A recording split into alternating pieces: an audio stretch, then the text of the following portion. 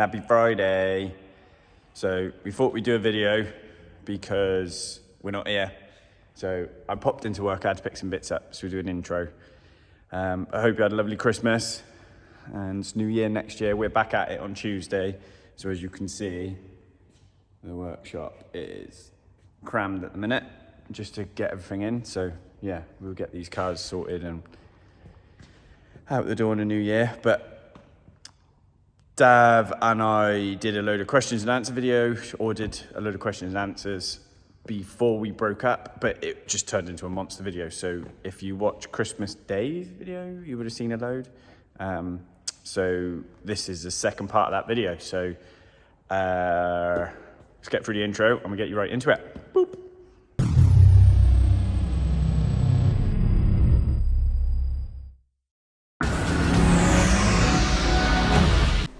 Right, YouTubey ones. Mike Togg, it'd be great to hear from you all on what made you all so passionate about cars, and in Ricky's case, bikes. Also, does working on cars all the time sometimes make you lose a little passion from time to time?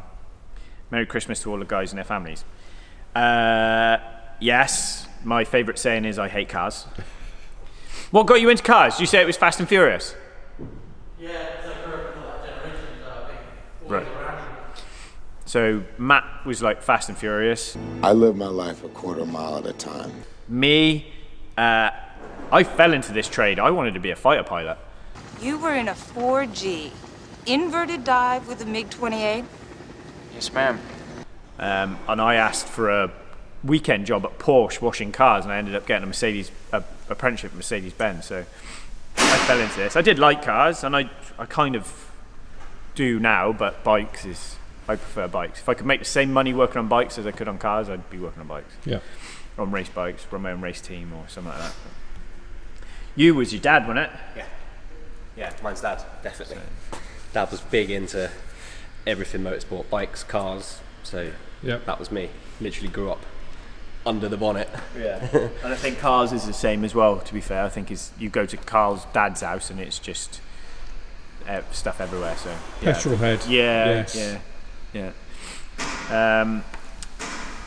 But yeah, some days it does do your head in. You probably see it with like the Noble. We'll get a fits and starts with the Noble where we'll do a load, then I lose my head with it and I don't even want to look at it, and then it will sit there for weeks and weeks and weeks, and then we'll come back and we do a load on it. But the bike, I could work on that all the time.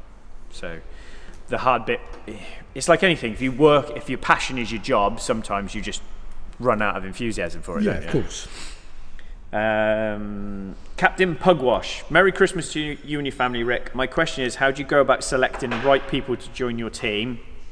I ask this because I've seen a lot of mechanics come and go. Only a few I can see they would make a great mechanic. The rest were just not up to standard.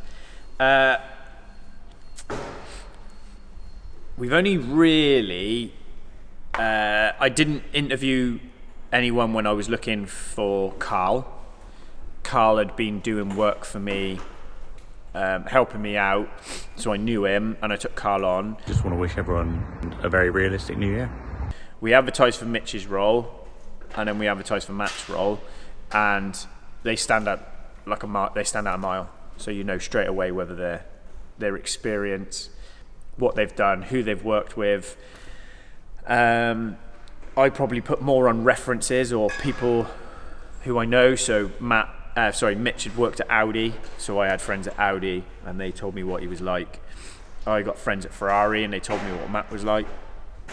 So it's more down to that. Yeah. It was never about, I was looking for, so Mitch came from Porsche, Matt came from Ferrari. It was never about what they could work on, it was about how they worked. So yeah, it is hard to find because we've had people who just, it's intimidating coming to work here on the product. But say to everybody, it's nuts and bolts, but it's still, some people bottle it. So, yeah. And you've got to get on. You've got to we're close. Like, we all in each other's pockets all the time. You know, so you've got everybody from Captain Miserable, you know what I mean, to bloody me that runs around like a million miles an hour. You know, you got to deal with Jord. You know, that's a topic on its own. you know, so obviously George's super close with all of us, but George's a different business. He doesn't work for me, so obviously everyone's got to get on with him. He's got to get on with everyone. We're using his bay today, very kindly, aren't we? Bay. Yeah. Well, he's next to his bay, second bay. So it's Christmas Day doing this video. But if you want Christmas presents, then let George know and buy some stuff. But yeah, fitting in is a. I think it's pretty easy, isn't it? You're the last one in the door. He says we're all pricks. Yeah. Everyone's rubbish at making tea. Literally everyone. There's a reason for that. Not one of them can make a fucking brew. Rick drinks tea like a fish. Yeah, but I drink good tea. I make good tea. You make good cup of tea. Right. Alright, this will spark a debate. Put it in the comments. What? Men making a tea. Yeah. Milk or water first? Water. All idiots. All idiots. Milk first. No. It is an emulsion, not a mixture. And then you brew to colour. Otherwise, you end up with like murky murk on the top of your water. Then you add milk. It tastes different. It tastes different. If you don't believe me, put your sherry down, go out the kitchen, make 2 cups of tea side by side, right? So I have tea with 2. Put milk in first. Don't go crazy, just what you normally put in. Put milk in first, then fill with hot water, and then put hot water in, then milk. It tastes different. I'm telling you right now. I can tell. Milky. This is why Pepsi Cola challenge. Carl doesn't make tea. Carl makes warm milk. Honestly. That no tea bag in the mug would be more than how long Carl leaves a tea bag in the literally. Yeah, just waves the tea bag near the tea. Where do we get to? User WY3. Hope you all have a well-deserved rest over the holiday period. Merry Christmas to you and your family. Merry Christmas to you, mate. Nice to see the dude behind the camera in the last video. Love the atmosphere and banter between you all. Merry Christmas. Ricky, you said you build race engines for teams. If one of the engines you've built goes pop, do you get involved in the teardown to see what failed and how? What happens if a team thinks it was your fault and you think it might have been their fault, abused by the driver, or is accepted that a race engine will get ragged, therefore there's no liability? Bit of a grey area. 99 times out of 100, there is no warranty on race engines, or there isn't warranty on race engines, but I understand what you're saying in that if it's my fault, then it is still my fault. So data, if there's no data, there's no anything.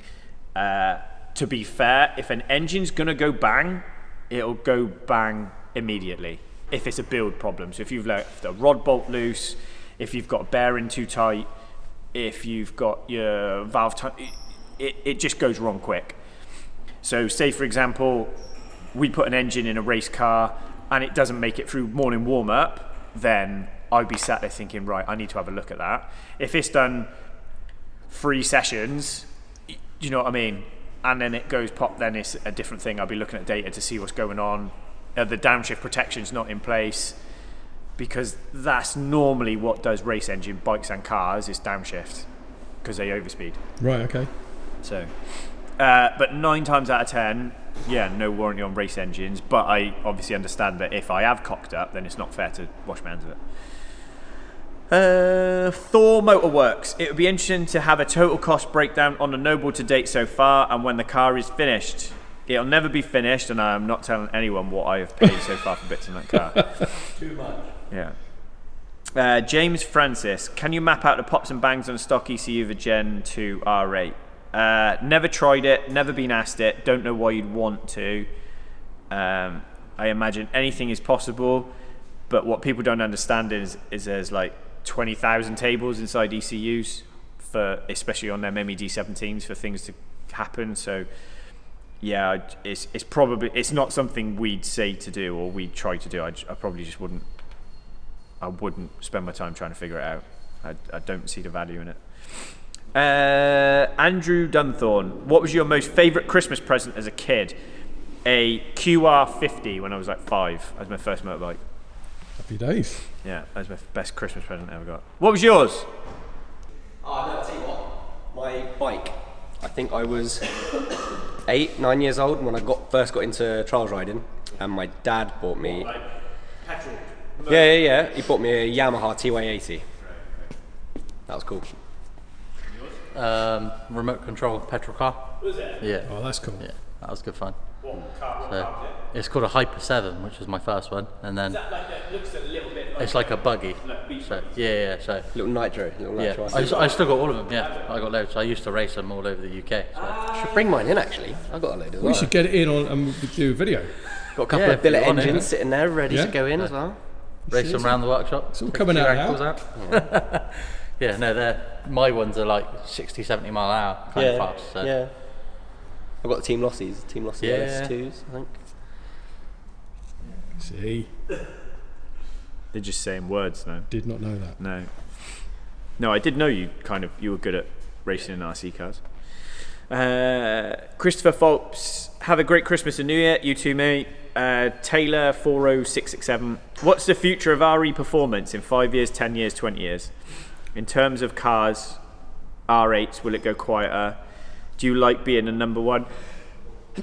Oh, excuse me. Bless you. Do you like being number one with R8s? Do you want it to go the same with McLarens? Any other big goals or collabs? Would you do a mini series, say a performance car that has engine issues or engine failure and repair it in-house? But big problems for all armchair mechanics is guess. And I think... But big problems for all the armchair mechanics to guess and think... That last sentence doesn't make too much sense. The future of RE performance? No. Literally just send it and see where it goes. 5 years, 10 years, 20 years. I would like to own my own building because it's obviously his pension. I don't think I'm number one. If you start sitting there thinking you're number one at R8s, you quickly get found out. Or there's people out there that work on McLarens now. There's garages out there work on McLarens that lord it around like they're big dicks. And there's a reason 3 of the cars that we've had in the last couple of weeks are from their place to get fixed. So we're not the best at anything. We just keep our heads down. We work hard. We do our jobs. And you never stop learning. The second you start thinking you're the best at anything, someone will come along and shut you up. Yeah, and I don't hate on anyone. Just sit there, do my job, concentrate on myself. Whereas other people are very vocal. Remember, you never get hated on by someone doing better than you. So if someone's slagging you off, it's because they're threatened. Very wise words, dude. Mate, it's right though, isn't it? Yeah. I can't be doing the negative. I just concentrate on myself. In terms of cars, R8, will it go quieter? I don't think it will. I don't think it will go quieter. Parts are going to get harder, especially now sort of the R8 is being announced as being run out. Audi only have to make parts for a certain period of time. So I don't think it will get quieter because there's still quite a lot of cars. We're still busy all the time. Any other big goals or collabs? Goals, it's quite a bit of a liquid one. Less stress. Just the business running in a nice place and I'm not freaking out all the time. Collabs, I think that's a me and you question, that, isn't it? I think trying to do a little bit more with Eddie maybe next year. Yeah. I've been helping Toprak from World Superbikes with his R8. It'd be cool to go and do something with him. We're trying to do something with Fagan, aren't we, from 44T? Yeah. So there's always little bits and pieces on the go. It's just, that's another year done, isn't it? Like, look at it, mate. Yeah. It's another year done already. So I remember we were sat in the office last year looking at bloody YouTube videos to do our last Christmas video, weren't we? I know. It just goes so quick. Flown by. Would you do a mini series, say a performance car that has engine issues? We have kind of done that. Like, a lot of our build is a series, isn't it? Like, our build videos is a series. It's worth looking into, I think. Yeah, it's trying to figure out what people would watch, what people want. Because what me and you want to do, 9 times out of 10 doesn't do well. Like, we done the Castle Coombe video on the bike, didn't we? And it tanked. And I think that's the best thing we've done all year. So, it is what it is. But yeah, it would be. That's sort of like the Skyline thing, isn't it? Like a barn find and we bring it back to life. And we haven't even got our teeth into that yet, have we? We've still got to go down JDM garage and pick our stuff up. So, yeah, we'll see. S. Hilland, would you sell a twin turbo R8 to someone with no experience driving a high performance car, like selling a Elite sports bike to somebody that's just passed their test? Everybody's big boys and girls, so it's down to you. at the end of the day, you can kill yourself in a Fiesta, so or do something stupid in a Fiesta. So it's all down to what your right foot does. I do stress to everybody when they pick them up, they bite hard, but everybody's a big boy and girl, and if you can afford to buy an R8 and pay to have it turboed, you should be switched on enough to know you can't take the piss out of them. But I wouldn't say I go out of my way to do anything special like driving courses or anything like that. Yeah. Because honestly, I think people are scared of them anyway. Yeah. Andy Walsh, where did you get all your knowledge from, or are you just winging it? Winging it, mate, all the time. And then Sprinter Driver, is Father Christmas real? He is definitely real. You heard it here first. Definitely real. And that is coming from someone who's an absolute Grinch. So I hope you enjoyed that. I can't remember answering half of them. But let us know if you've got any new ones, if you've got any questions that you want answering or anything you want us to cover. Make sure you smash the buttons, so like and subscribe, because it does help. That's the last video of 2023, so it's been a pretty huge year for us. Obviously we've seen car back, Matt started, bike racing, the cars we've got out. So yeah, it's been pretty full on. So drop in any question, but drop below as well what your favourite part of the year was. Let us know. And we will see you in 2024. Have a lovely new year. Hope you get to spend it with your family. Get drunk, have fun. Don't do anything I wouldn't do. And we'll see you on the next one. Enjoy!